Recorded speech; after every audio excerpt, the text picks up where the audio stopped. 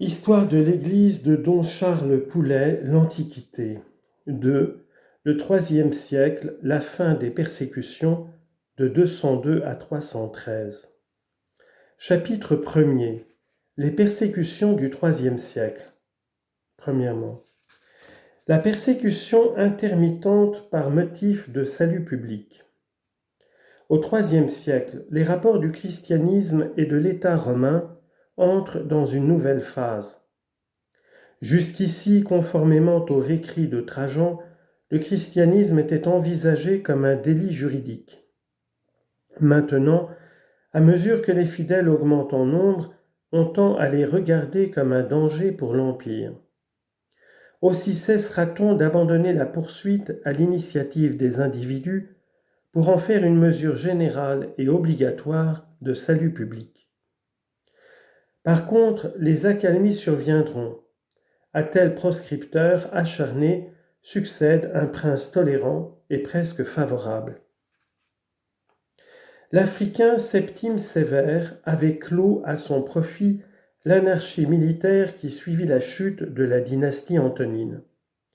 Il se montra d'abord favorable aux chrétiens, mais leur nombre croissant lui parut un péril pour la religion officielle et pour l'Empire. Il résolut de couper court à la propagande en interdisant les conversions. Il fut défendu de faire des chrétiens ou de se faire chrétien. La classe spéciale des nouveaux convertis devait être poursuivie partout, en sorte que pour eux, le conquirendi non sunt de Trajan n'existait plus, édit de l'an 202. Ainsi s'explique que la plupart des martyrs de cette époque furent des néophytes ou des catéchistes. Entre autres, il faut citer en Égypte sainte Potamienne et surtout à Carthage sainte Félicité et sainte Perpétue. Saturus et leurs compagnons, dont les actes sont constitués en majeure partie par une autobiographie que sainte Perpétue écrivit dans sa prison. D'après Grégoire de Tours, le martyre de saint Irénée date aussi de cette persécution. En ce temps-là, les cultes officiels ne provoquent plus que le scepticisme. On tend à un philosophisme supérieur qui aboutirait par une fusion de toutes les religions à l'adoration de l'un transcendant. Le syncrétisme aspire à une sorte de monothéisme. Dès le règne de Septime Sévère et sous celui de son fils Caracalla, l'impératrice Julia Domna, une Syrienne, fille du prêtre du soleil Bassianus, préside un cénacle où l'on projette de grouper tous les dieux anciens autour d'un dieu suprême. Le philosophe Philostrate fut chargé d'écrire la vie d'Apollonius de Tyane, personnage mystérieux qui avait laissé en Asie le renom d'un ascète et d'un thaumaturge et dont le philosophisme avait abouti au monothéisme solaire. Ce cercle de philosophes hautains semble avoir ignoré le christianisme. Par une révolution militaire, la sœur de Julia Domna, Julia Maesa, fit parvenir à l'Empire ses deux petits-fils, Élagabal et Alexandre Sévère. Avec eux, la religiosité nouvelle continua d'être en faveur. Mais de l'un à l'autre, le syncrétisme varie énormément. Pur Levantin, Élagabal, 218-222, mit à la tête de l'Olympe son dieu syrien, le Baal d'Émèse, représenté par une pierre noire. Ce culte se déroulait au milieu de rites obscènes et de frénésies sacrées. Durant cette orgie religieuse, du moins oublia-t-on la défense de la religion nationale, et les chrétiens purent vivre en paix. Mais, avec Alexandre Sévère, 222-235, voici qu'un syncrétisme honnête aboutit à une véritable tolérance du christianisme. Jeune homme doux et pieux, Alexandre Sévère admettait dans son sanctuaire de mystique ou lararium le buste de Jésus auprès de ceux d'Orphée et d'Apollonius de Tyane, animas sanctuares, âme sainte, âme des saints. On a même dit que sa mère Mamaea était chrétienne. Animé de si bonnes dispositions, Alexandre prit une mesure considérable. Il cassa l'Institutum Neronianum, Christianos esse passus est, le décret de Néron qui ordonne de tuer tous ceux qui se disent chrétiens, dit Lampride. Cette licéité légale comportait le droit d'association, et donc celui de posséder. Les fidèles osèrent un jour en appeler à l'empereur contre les cabaretiers de Rome qui leur disputaient un terrain. Il leur donna raison. Il est certain que sous son règne, des églises commencèrent à surgir, car Origène note que son successeur Maximin les fit incendier. D'ailleurs, dès le début du IIIe siècle, on constate que les communautés chrétiennes possèdent des cimetières en propriété. Comment expliquer ce fait ?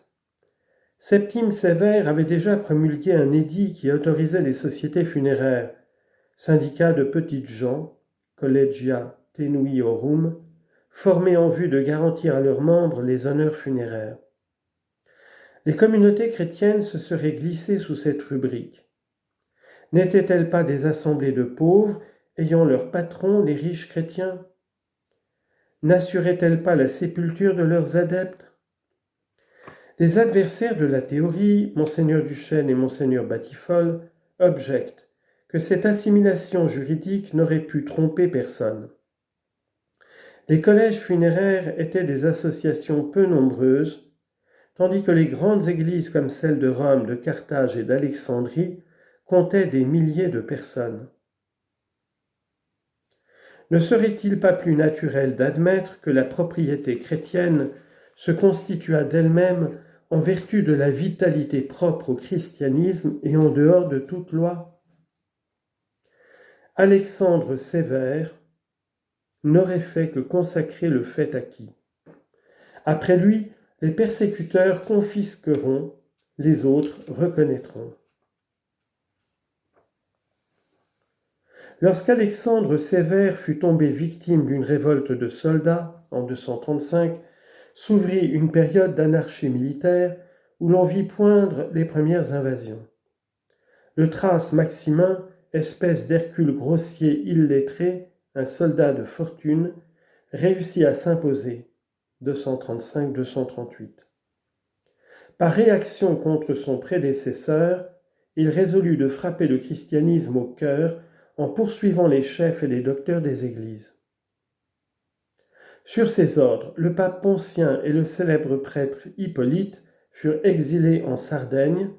Le pape Saint-Anthère, successeur de Poncien, endura le martyre. Dans le Pont, où de violents tremblements de terre avaient exaspéré le peuple, la persécution sévit sous le gouverneur Sérénianus. La paix revint avec les Gordiens et surtout avec Philippe l'Arabe, qui pratiquait sans doute privément la religion chrétienne, ainsi que sa femme Sévéra.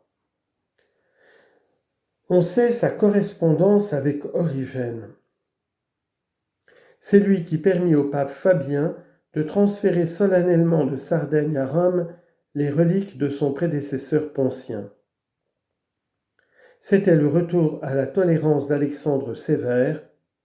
Elle ne devait pas durer longtemps. Conservateur obstiné, Dès veut détruire le christianisme qu'il considère comme l'ennemi même du vieux paganisme, soutien de l'Empire romain.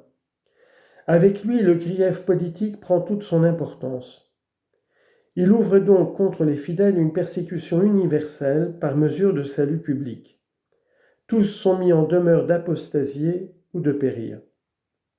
En chaque ville, en chaque bourgade, une commission est instituée devant laquelle comparaissent les habitants. Chacun doit prouver qu'il n'est pas ou ne veut plus être chrétien. D'abord en offrant une victime ou en brûlant de l'encens sur l'autel, ensuite en reniant le Christ selon une formule blasphématoire. Enfin, en prenant part à un repas païen. Ceux qui consentent reçoivent un certificat sauveur, libellum. Ceux qui refusent sont jetés en prison. En vertu de cette épreuve préliminaire, les chrétiens traduits devant les tribunaux constituaient une élite qui avait déjà posé un premier acte de courage. Pour les faire renier, le juge mettait tout en œuvre: torture, séduction des honneurs et de la volupté, lenteur énervante du procès et de l'incarcération. Ceux qui veulent mourir ne viennent pas à bout de se faire tuer, déclare saint Cyprien. Enfin, la sentence est prononcée: confiscation des biens et déportation plus souvent que peine capitale. Car aux yeux de Dès, il s'agit non de tuer les chrétiens, mais de les faire apostasier pour en refaire de vrais Romains. Sous cette pression formidable, les chutes furent nombreuses, surtout parmi les riches. Comme martyrs, citons à Rome le pape Fabien, en Sicile sainte Agathe, en Gaule saint Saturnin de Toulouse, et probablement aussi saint Denis de Paris, saint Polyeucte, soldat arménien immortalisé par Corneille.